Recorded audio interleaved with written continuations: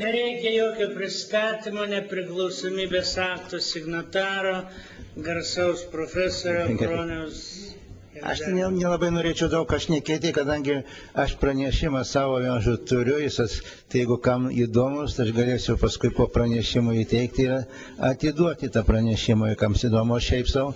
Tai aš turiu, kad šita konferencija, mano supratimu, labai įdomi, labai kvalifikuota yra, labai kvalifikuoti pranešėjai. Tai viena, ką aš galiu apgailestauti, kad visgi šitą konferenciją turėtų auklėti mūsų būtent politikus, kadangi ten į juos kreipiamasi, kiek man konferencijos organizatoriai sakė, ir Seime, ir kitur kvietimai buvo išplatinti, bet dėja niekas neatkeliavo. Tai va, taip tokiu būdu. Čia aš dėl to apgailestauju.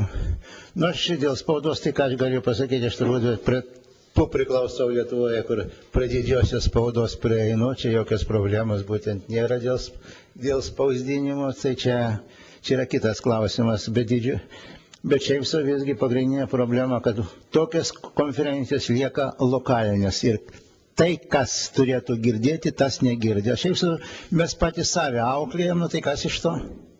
Ačiū uždėmesį.